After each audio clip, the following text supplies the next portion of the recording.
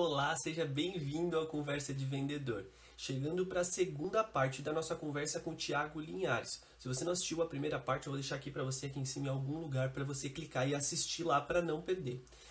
Nessa segunda parte, nós vamos conversar um pouquinho mais sobre direitos que o consumidor não sabe que tem e também sobre a evolução do comércio de rua perante ao crescimento dos e-commerce. Lembrando que Conversa de Vendedor tem a parceria de CDL Tubarão e CDL Empregos, para encontrar o talento certo para sua vaga de emprego. É fácil, é rápido, é grátis, é exclusivo e é para você. Visite cdltubarão.com.br, clique na aba Empregos e encontre mais vagas. E também a parceria de Agete Tubarão, capacitar, empreender e fazer networking. Esse é o nosso negócio. Visite @Agete Tubarão no Instagram. Segue com a gente e bom vídeo.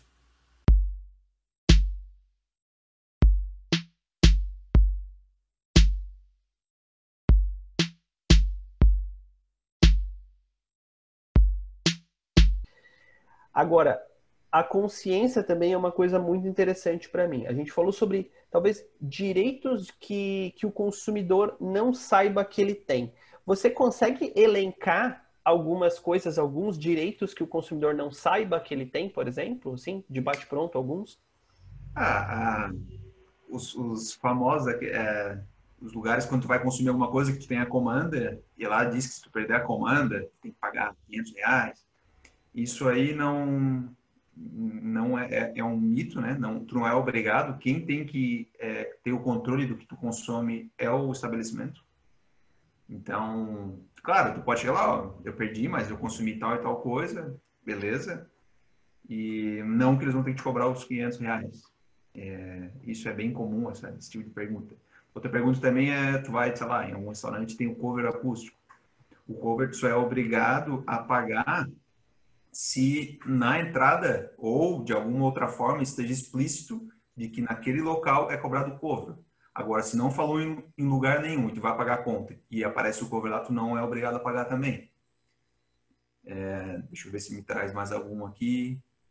Ah, um também bem comum é que às vezes está em algum estabelecimento, esse estabelecimento cobra pelo estacionamento e o estacionamento diz, lá no papelzinho que recebe, diz que não vai ser responsável caso alguma coisa aconteça ao teu carro. Então, se tu está pagando, o estabelecimento é obrigado a te fornecer o mínimo de segurança. Então, acredito que de pronto seria esses que me vêm à cabeça, que são os É, que mais aparecem. tu falou de comando, eu ia te perguntar dos 10%. Só que aí, por exemplo, os 10%, se tu pedir para não quero colocar os 10% aqui, eles retiram, né? Muito, pelo menos muitos restaurantes que eu fui, se tu falar que tu não quer, eu retiro. Tem até um caso bem emblemático que tem um lugar onde quando a gente vai para a convenção da empresa, a nota tem um valor X. E aí, se tu colocar os 10%, estoura o valor da nota. Então, a gente não reembolsa ela, né? E aí a gente pede para tirar, e aí é engraçado porque é uma fila com um monte de gente, tá aí nota por nota tem que ir tirando esses 10%, né? E a menina entende, ela fala, não, eu entendo, é tranquilo, normal, tal. Mas o pior é que o atendimento é bom, valeria os 10% mesmo, mas são essas questões, é isso que eu ia te falar. Eu até elenquei isso como mitos populares, né? Que são coisas que as empresas vão impondo e a gente acaba aceitando e não busca o direito. Talvez uma falta de informação. Aí agora você pode tirar essa dúvida para mim. É verdade que todo estabelecimento ele não pode, ele tem o dever de oferecer água gratuita? É verdade isso? Olha, eu desconheço. O que eu vi recentemente, por exemplo, em São Paulo, foi criada uma lei que os estabelecimentos vão ser obrigados a fornecer água da torneira, de graça. Isso vai ter que estar escrito, mas assim, todo estabelecimento tem que fornecer água. Eu desconheço, mas não estou dizendo aqui que não possa existir, porque, enfim, não tem como saber tudo, né? Uhum. Mas é Não, é que porque nunca eu me vi chegou ninguém exatamente isso. reclamando que foi em algum lugar que não tinha água. Não, eu digo porque às vezes a pessoa, eu já ouvi alguns casos assim, de a pessoa, não, mas eu quero a água da torneira e tal. Mas isso eu vi na TV, né?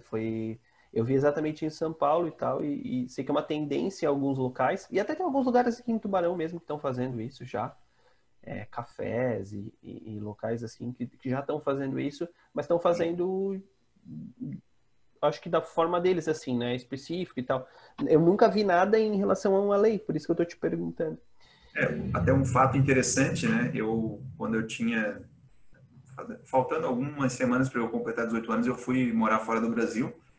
E como todo bom brasileiro que vai sem falar inglês, a gente começa a trabalhar em locais, sim, é restaurante, enfim, é o trabalho pesado, né? Eu lembro que lá tinha essa opção de tu sempre pedir água da torneira. Do restaurante, assim, vamos dizer, chique, a gente Uhum. chama, assim, mais refinados, enfim, tu ia e tinha a opção de água da torneira. E eu achei, meu Deus, como é que aí eles tomam água da torneira? E saía muito. Então, mas eu acho que são, como eu disse, é uma constante evolução. O pessoal vai vendo que isso é uma atrativa. E quantas vezes tu vai almoçar em algum lugar e tu pensa, pô, hoje não quero beber nada, eu quero só uma água mesmo. Então, se tu tiver essa opção, mas agora É de ser vantajoso. obrigatório, eu não sei te dizer. Não, mas é bom saber. Deu um norte para curiosidade. Agora, quem está assistindo não tem essa dúvida, pesquise. Pesquise. Ô, Thiago, dá para mim uma fonte legal, já que a gente falou de pesquisa, uma fonte legal onde as pessoas queiram pesquisar essa situação de direitos, deveres, enfim. Como que a pessoa. Um lugar legal que a pessoa pode pesquisar informações confiáveis, por exemplo. Olha, eu tem muitos blogs aí de direito do consumidor, né? Eu eu até por a questão da profissão eu acabo pesquisando mais decisões judiciais, né? Porque o que acontece? Quando eu tenho que atuar em alguma causa envolvendo direito do consumidor, geralmente a coisa já tomou uma proporção um pouco maior. Então eu preciso verificar como o tribunal entende determinados assuntos, porque geralmente, por exemplo, lá coisas mínimas, muitas das vezes no Procon a gente consegue resolver. Ou liga com o fornecedor, o estabelecimento lá e tenta resolver, e acaba dando certo. Então, a minha fonte de pesquisa seria os tribunais e, obviamente, o Código de Defesa do Consumidor. Só que eu também entendo que se tu for ler o Código de Defesa do Consumidor, se não tiver uma certa familiaridade, tu vai achar um monte de artigo assim que uma coisa não casa com a outra.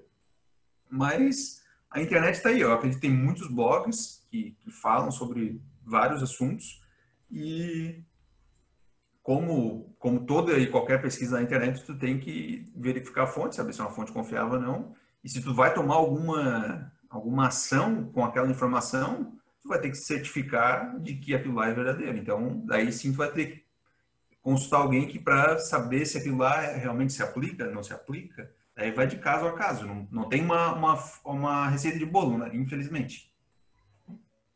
Mas você disse que o Código de Defesa do Consumidor já é uma boa fonte para a pessoa procurar informação, sem ser. Sim, sim. Tem o artigo 6º que diz todos os direitos lá que o consumidor tem. E lá já é um bom, um bom norte. Legal. Tiago, quero te propor uma situação um pouquinho diferente aí. Você topa a gente fazer um bate-bola? Eu vou te falando termos assim, e você vai me respondendo de bate-pronto, que vier de primeira na tua cabeça? Sim, vamos lá. Vamos lá. Então começa falando para mim. Direito. Agora tu me pegou aí. Na primeira já, direito. Cara, para mim o direito é um monte de lei que tem que ter um intérprete para fazer aquilo lá ser aplicável. Dever. Dever, eu acho que todos nós possuímos e temos que procurar saber não só os nossos deveres, mas também os nossos direitos. Informação. Informação é algo que a gente sempre deve checar a origem dela, para a gente não cometer. Hoje em dia, eu sempre falo, a internet, as pessoas têm a mania de ir lá, botar no Google e a primeira coisa que lê, deu, é isso aí, vamos embora. Sempre confirmar a origem da informação. Consumidor. Consumidor. Eu acho que, como tu bem colocou, todos nós somos consumidores em diversos momentos. E assim como tem muitos direitos, tem deveres também, a gente tem sempre que estar atento ao que a gente pode ou não fazer. Legal, legal. Foi bem, bem bacana. Tiago, deixa eu te perguntar uma coisa. Me ocorreu uma outra dúvida agora, enquanto a gente estava falando aqui. Eu lembrei dos tribunais, esses tribunais de resolução amigável, de conciliação, acho que chama, né? Isso. Até onde isso funciona, até que área isso abrange, como que o consumidor pode resolver dessa forma, para não buscar uma via tradicional? A Defensoria Pública, ela auxilia alguma coisa nesse sentido? É o PROCON que faz isso? Como isso funciona para o consumidor? Então, como eu disse, a reclamação do PROCON ali, pelo site do consumidor.gov.br, tu vai fazer um cadastro, tu vai registrar a tua reclamação. Obviamente que essa empresa tem que estar cadastrada no site, então tu consegue ver lá quais as empresas estão, né? Mas caso isso não seja possível em tempos normais, ou seja, sem a pandemia, né, tu consegue ir no PROCON da tua cidade e estar formalizando alguma queixa, enfim, seja lá qual for. E se eu também sempre acabo recomendando tentar um diálogo, conversa, se realmente não der, daí sim partir para essa questão aí do PROCON, enfim. E em último caso, ou tu vai para essas câmaras de conciliação, né, extrajudicial, posso assim dizer, ou tu vai ter que ingressar com uma ação judicial para tentar resolver o teu problema. Obviamente que tem certas coisas, certos assuntos, porque para te discutir qualquer coisa judicialmente, ou seja, na Câmara de conciliação, tu vai despender algum dinheiro. Então, tu tem que analisar o custo-benefício, principalmente se não vale mesmo tu tentar, a todo modo, resolver isso de uma forma extrajudicial, não precisar mover toda a máquina do Poder Judiciário, às vezes por causa de um produto, vamos dizer assim, com, sei lá, um valor ínfimo, né? Então, é sempre bom estar observando isso. Eu vou te fazer uma pergunta, eu vou tentar ser bem específico nela, mas que me ocorreu um negócio quando você está falando. Você acha que as pessoas, elas procuram mais o direito, né? Principalmente nessas questões que o valor é baixo, assim, é realmente pelo dano ou é por um ego ferido, talvez? É mais por um ego ferido do que realmente pelo valor do dano? Você acha que é isso que às vezes acaba dificultando esse processo? Que a pessoa bate o pé e, não, eu quero meu direito, eu quero meu direito? O que... Lógico que você não tá aí para julgar isso. O teu trabalho não é fazer esse julgamento, mas no teu entendimento de pessoa física, vamos esquecer a pessoa o jurídica, o advogado Tiago, como pessoa, assim, de tudo que você vê. Às vezes você consegue perceber que lógico, se a pessoa está buscando o direito dela, porque ela tem, enfim, ou acha que tem alguma coisa assim, mas o que às vezes incita a pessoa mais a fazer e faz ela ser mais incisiva nisso, talvez seja essa questão de ego ferido mesmo, de não, ninguém me passa para trás e tal. Cara, vou te falar o seguinte, eu, como pessoa física, mas também está atrelado meu lado profissional, né? Quando a pessoa quer, vamos dizer assim, bater o pé e exigir o que ela tem direito, às vezes até um algo a mais, isso tem o início lá no atendimento. Que às vezes fizeram pouco caso, às vezes falaram que ia dar uma resposta em tantos dias e não deram nada. Eu acho que nasce ali a indignação, porque eu também sou consumidor e muitas vezes já fica pé da vida com alguma situação que para a empresa não seria fácil de resolver, ou eles não te deram nenhuma satisfação dizendo por que não poderia resolver daquela forma. Eu acho que aí é onde inicia, vamos dizer assim, a birra, né? Como dizem os mais antigos. Porque eu, de toda forma, por mais complicado que seja o caso, eu acredito que sempre vale uma conversa extrajudicial, uma conversa simples. O meu problema é esse, eu quero saber o que você pode fazer para resolver. Ou, sei lá, qualquer proposta está valendo, porque tu não é obrigado a aceitar também, a empresa também não é obrigada a aceitar a tua proposta. O que fica melhor para ti é tu tentar ir lá e resolver o teu problema. Porque eu acredito que ninguém quer ficar com o problema ali e discutindo esse problema e tal. Eu acho que quanto antes resolver, na minha visão como pessoa física e como consumidor também, quanto antes resolver o problema, eu tô livre daquilo lá, eu vou me preocupar realmente com coisas do meu trabalho, enfim, não vou ficar lá porque a TV da sala não está funcionando, eu vou ter que perder semanas de brigando com a empresa e tal. Eu quero que a minha TV esteja ali funcionando e eu quero chegar em casa e ter uma TV para assistir, é isso que eu quero. Muito difícil, porque é uma série de coisas, né? São questões. Às vezes, o advogado ele é um pouco de tudo, né? Ele é um pouco. Principalmente quem trabalha. Aí a gente está falando de direito do consumidor, mas que também entra isso, assim, é um pouco de psicólogo, ele é um pouco de ouvinte, ele é um pouco de amigo, é difícil isso, porque a pessoa na cabeça dela, a partir do momento que ela colocar algo na cabeça, eu quero fazer, eu me senti lesado, eu me senti isso, eu me senti aquilo, até o ponto que ela imagina que ela tem direito, é difícil tirar aquilo da cabeça dela, né? Tiago. Posso te dar um exemplo? Eu posso dar um exemplo. Eu tenho um cliente idoso que ele foi num mercado e falaram, nós pode fazer o nosso cartão aqui e tal para fazer compras. E ele, tudo bem, como é que funciona? Eles explicaram tudo, beleza, ele assinou esse cartão. O que acontece? Esse cartão ele nunca recebeu e ele também não sabia que tinha uma anuidade a ser paga. Então, ele descobriu depois que tinha uma ação contra ele cobrando essas anuidades e tudo mais. Então, ele ficou pé da vida, ele não queria mais nem saber do mercado, não queria saber de mais ninguém. Então, eu acho que, como eu disse, faltou talvez um pouco mais de esclarecimento ali na contratação, explicar como é que funcionava, como é que não funciona. Então, eu acho que muitas das brigas surgem aí. Talvez prestar uma informação mais clara, informar, porque até trago um pouco o lado profissional também, às vezes a pessoa ela não se importa de pagar aquela anuidade.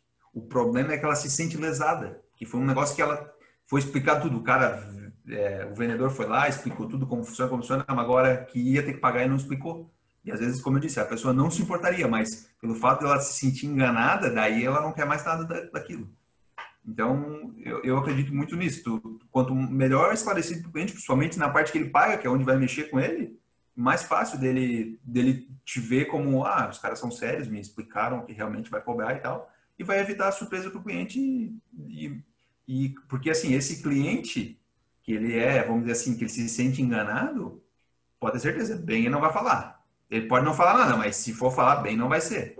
Então, eu acho que isso mais prejudica do que beneficia uma empresa.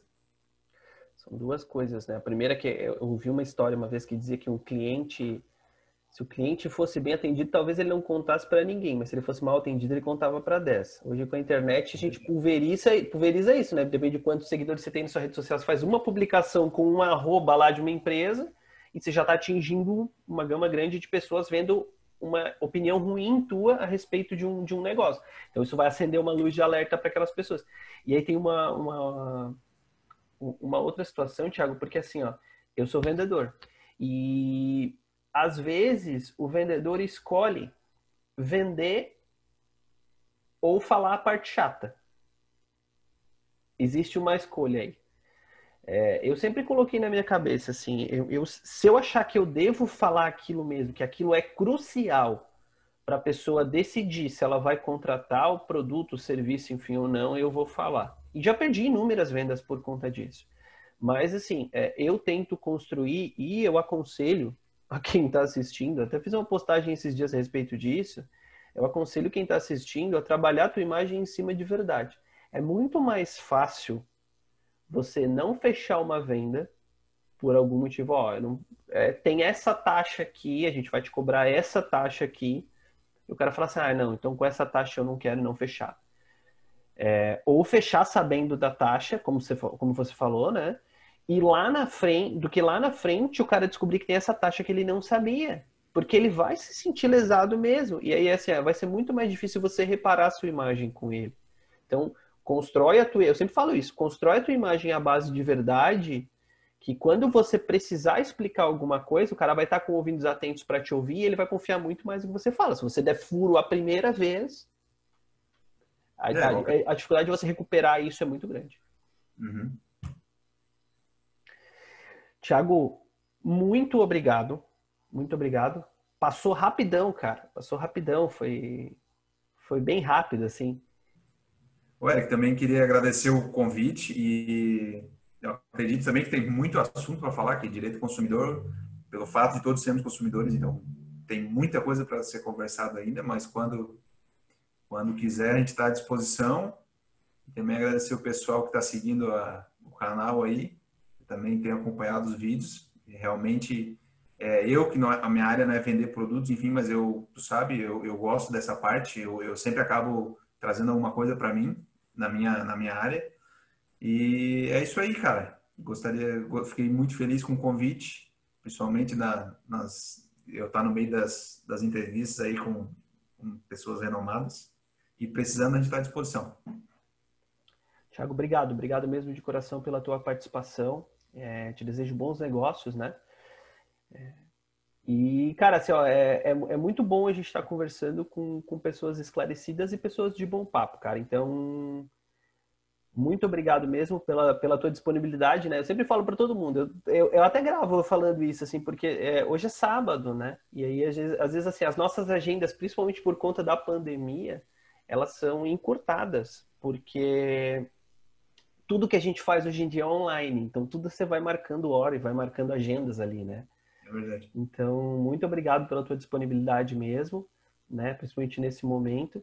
E espero que nós tenhamos materiais para gravarmos novos vídeos aí, cara, para novas oportunidades. Gostei bastante do bate-papo, passou bem rápido e deu luz a bastante coisa, bastante tema interessante. Dá para continuar, dá até uma parte 2, parte 3, parte 4. Vamos fazer, sem problema nenhum. Então tá. Gente, esse é o Conversa de Vendedor dessa semana. Muito obrigado por você assistir até aqui. Se você quiser me encontrar nas redes sociais, você me procura em @ericgazapina no Instagram, vou deixar aqui embaixo para você, tá? Ou você me procura também no YouTube, youtube.com/ericgazapina, ou joga na barra de pesquisa lá do YouTube, Eric Gazapina, o Conversa de Vendedor. Entrou lá? Não deixa de te inscrever, não deixa de dar o like nesse vídeo e assina e ativa o sininho para receber as notificações, que assim que sempre que eu lançar um vídeo novo, você acaba recebendo a notificação desse vídeo e vai direto para lá. Beleza? Muito obrigado, boa semana e boas vendas. Valeu.